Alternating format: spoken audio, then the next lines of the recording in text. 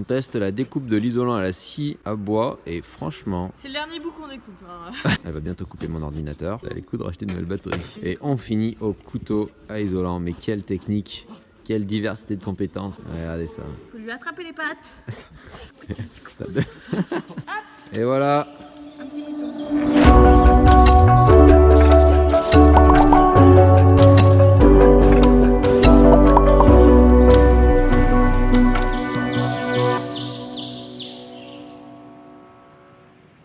On a posé le frein à vapeur sur le grand mur. Il manque un petit bout là, on le fera en dernier pour être sûr parce qu'on aura peut-être une chute avec. Là-bas on a fait avec une chute de Fabien qui a la Tiny, la Casa Loco qui est parti il y a quelques temps et qui m'a laissé, il a le même frein à vapeur que moi. On a tout de suite relevé le passage de roue.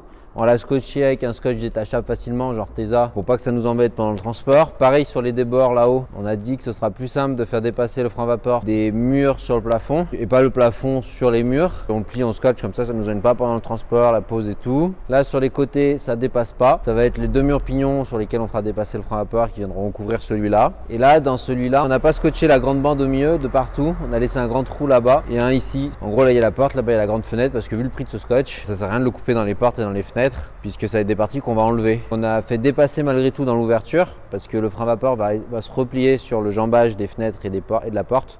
Donc là, il faut que ce soit scotché. On a agrafé, on a mis du scotch sur les petites agrafes intermédiaires. On n'a pas mis de scotch sur les agrafes périphériques sur les extrémités parce que là-bas, ça va être recouvert par les autres murs pignons. Donc ça sert à rien de gaspiller de s'embêter à faire du scotch sur ces agrafes-là. Elles seront recouvertes de toute façon.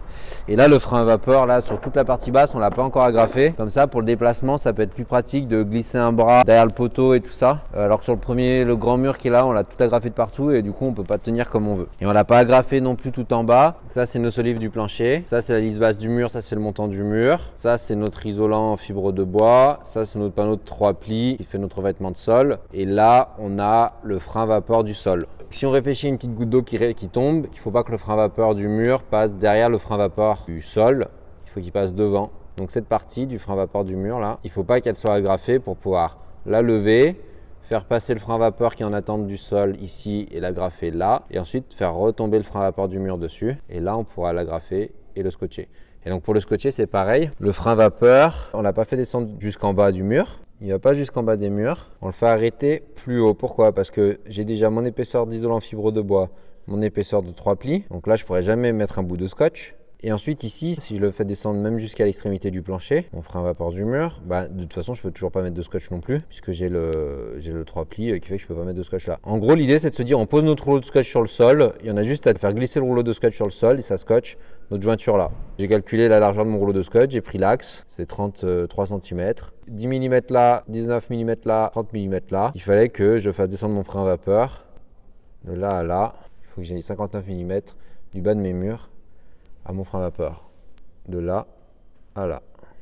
On a fini de contreventer et de poser le frein à vapeur sur les murs. Les 4 sont prêts, vous voyez, 1, 2, 3 là-bas et 1 au sol dans la lumière là-bas qu'on voit pas. On a fait les contreventements et on a posé le frein à vapeur au sol. C'est une idée que nous ont transmis Agathe et Anton de la petite graine là. Pendant que tu es au sol, tu n'as pas à tenir ton rouleau en l'air.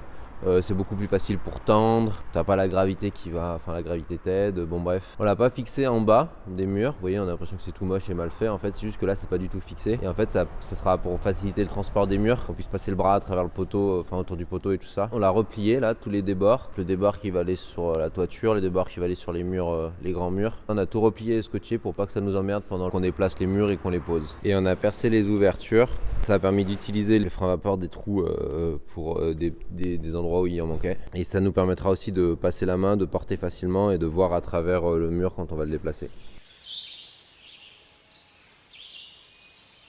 Déjà, il faut savoir que les deux murs pignons rentrent à l'intérieur des deux grands murs. Les petits sont à l'intérieur des grands. Donc on a d'abord posé le grand, ensuite on a posé les deux petits, ensuite on a posé l'autre grand derrière. Alors comment est-ce qu'on a procédé? On a pris le grand avec nos petites papates, on est venu le poser devant et puis on l'a posé sur la remorque. Et en intérieur, tout le frein à vapeur était replié, scotché pour être sûr que ça nous gêne pas. Là où j'avais un peu plus peur moi, c'était au niveau des caissons là de passage de roue parce que c'est vraiment l'endroit où peut-être que ça allait bloquer. Donc ce qu'on a fait en hauteur, là j'avoue que j'ai pas joué trop la sécurité, j'ai joué plutôt la précision. J'avais bien mesuré combien j'avais sur chaque partie de caisson, mais sur des parties de caisson qui étaient un peu trop hautes, j'ai raboté avec un petit rabot manuel pour être sûr d'être bien à la bonne hauteur, pour que le mur pose bien de partout. Ce serait con qu'il pose sur le caisson et qu'il pose pas sur la remorque. Par contre, pour ce petit montant là et ce petit montant là, donc la position plutôt horizontale et pas verticale. Pour le coup on avait tout décalé de 4-5 mm, donc lui il était 4-5 mm plus à droite et lui 4-5 mm plus à gauche. Ça fait que c'est pas tout à fait collé, mais de toute façon je peux pas les visser parce que là j'ai des vis dans tous ces bois. Là vous voyez un plus gros espace. Ça a été vraiment trop bien de faire ça parce que ça nous a vraiment permis de venir poser le mur et après le faire glisser comme ça. Parce que finalement c'était mes côtes aux extrémités qui comptaient le plus. Une fois qu'on l'a posé, on l'a mis à fleur de chaque côté. Donc déjà les côtes étaient bonnes, c'était nickel. Et ensuite on l'a mis à fleur par rapport à l'avant pour que là ça dépasse pas. Et on est venu poser des serre-joints, schlac. Et comme ça solidarise un peu le mur à la dalle. Et puis de toute façon il y avait 3 ou 4 personnes dans la remorque qui tenaient les murs et tout, donc c'était cool. Ici il s'avère que le mur il faisait peut-être un peu, j'exagère, mais il faisait peut-être un peu comme ça. Ça veut dire que là on était bien à fleur de la dalle, là-bas aussi. Et puis là ça dépassait un petit peu. On a pris un serre-joint qu'on a fait passer, là avant il n'y avait pas tout ça, on l'a fait passer là-dedans. On a attrapé le caisson de passage de roue de l'autre côté. Et du coup avec le serre-joint on est venu pousser ça vers l'intérieur, juste à cet endroit là, parce que c'était à cet endroit là que ça dépassait trop dehors. Là-bas c'était nickel, on avait mis des serre-joints avec la remorque. Une fois qu'on a posé ce mur là, on est venu poser le deuxième. Grosso modo quand il y a 2 murs, ça se tient. C'est là où je me suis dit, il faut tout de suite qu'on mette tout de niveau. Faut pas tout mettre, puis après tout vouloir faire tous les niveaux. Faut tout de suite qu'on parte autant de niveaux que possible. Ma remorque elle était de niveau, je l'avais mise de niveau, donc je savais que je pouvais prendre mes niveaux verticaux. On est venu prendre le niveau là-bas, on est venu prendre le niveau là. Ça veut dire qu'on avait ce niveau là, et ensuite on a pris le niveau ici et de l'autre côté sur la tranche du mur pour voir ce niveau là. Donc grosso modo normalement si mon mur est bien d'équerre, il devrait être de niveau dans ce sens là, s'il est bien contreventé aussi. On est venu ensuite poser celui-là, on a pris le niveau ici et ici, donc là pour le coup c'était vraiment dans ce sens que celui-là peut bouger. Donc, on a vu que tout était ok et on a mis un serre-joint en haut, et puis il y avait toujours du monde à l'intérieur pour tenir. Ensuite on a posé le deuxième petit mur et puis on a vérifié le niveau là, tac, comme ça on avait cette inclinaison, il y en avait cette inclinaison. Tout était ok, bim, on a mis un petit serre-joint là-haut, et puis après on a amené le dernier mur. On a mis le niveau pour être sûr, mais normalement si tout était niveau, celui-là l'était aussi. Et là pareil, on a mis des petits serre-joints. De ce côté pareil, on avait le jeu au niveau du caisson. Là on voit qu'on a encore de la place, et là on voit qu'on est collé. Là. Donc heureusement qu'il y avait ce jeu là. Une fois qu'on a eu posé les 4 murs, on a donc revérifié le niveau de partout, à plusieurs endroits du mur, etc. Et franchement c'était nickel. C'était nickel chrome, super content. Trop content. C'est un peu le truc qui me faisait flipper. Mais je me suis pas mis à visser tout de suite, parce qu'avant ça, il fallait aussi que je vérifie l'équerrage, comme on fait à chaque fois avec les diagonales, pour être sûr que j'ai bien une empreinte carrée et pas une empreinte trapézoïdale entre guillemets. On a vérifié les diagonales au sol et on a vérifié les diagonales en hauteur. Et c'était important parce que la toiture, il faut qu'elle repose sur quelque chose, enfin il faut que ce soit d'équerre quoi. Sinon après c'est toujours des problèmes qu'on reporte. L'équerrage était nickel. Alors tout le monde s'est réparti un peu les tâches. On va commencer par le frein vapeur puisque je suis à l'intérieur. Le frein vapeur était en attente, c'est-à-dire que je l'avais déjà agrafé sur le haut de mes murs à l'horizontale, mais pas sur le bas des murs en me disant que du coup ça permet de passer la main et tout ça. En réalité c'était pas super important et c'était même plus chiant parce que du coup une fois posé il fallait tout l'agrafer. Il aurait mieux fallu tout agrafer d'un coup je pense. Donc on est venu finir tous les raccords de frein vapeur, agrafer les bas que j'avais pas agrafé. Donc ils ont trop géré, ils se sont occupés de tout ça, moi j'ai rien fait. Le frein vapeur du sol dépassait, moi le frein vapeur du sol je voulais le faire passer dessous le frein vapeur du mur. Pour le coup là il fallait pas agrafer le frein vapeur des murs jusqu'en bas. Toutes les jonctions sur les caissons et puis sur les angles. Voilà les 2 angles des murs pignons dépassent sur les grands murs. On n'a pas fait jusqu'en haut puisqu'après ça va passer par-dessus le frein vapeur de la toiture. Voilà, donc pendant qu'il y en a plein qui faisaient ça à l'intérieur, il y en a qui découpaient tous les petits bouts de scotch, il y en a qui agrafaient, il y en a qui scotchaient. Ils ont trop géré.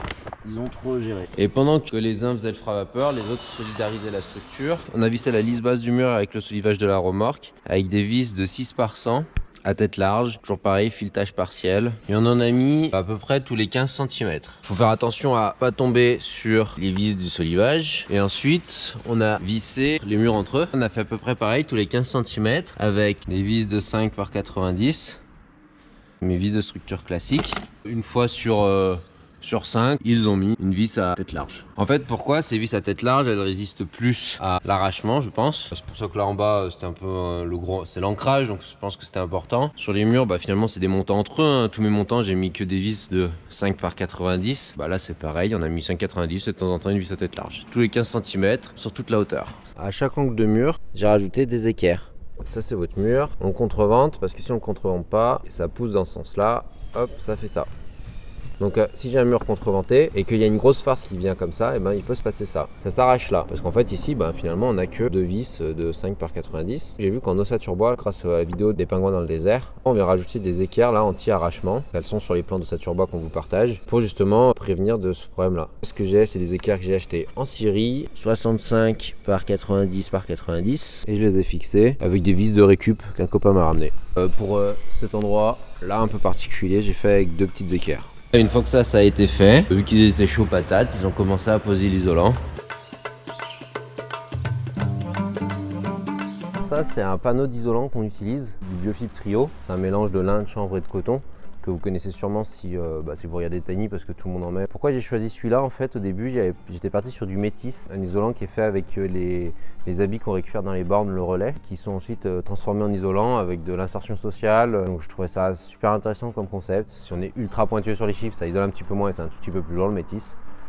Mais à la fin ça change vraiment pas grand chose. Mais j'avais vu qu'il y avait une forte énergie grise due au transport d'aller chercher les habits, de les emmener dans un centre, de les transformer. Voilà pourquoi finalement j'ai choisi le Biofib Trio. Dans tous les cas ça reste 2 isolants de ouf comparé à de la laine de verre ou des trucs comme ça. C'est des panneaux qui font 60 de large, qui font 125 de long et qui font là 10 cm d'épaisseur pour entrer dans les montants de 9,5. Pour les couper on a des couteaux ou des scies à isolant souple.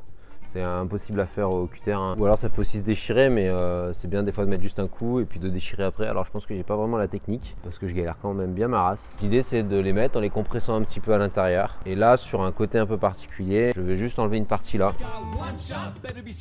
C'est pour mettre là. Donc c'est pour passer par-dessus ce montant là. Il faut aussi que je coupe, que j'enlève ça.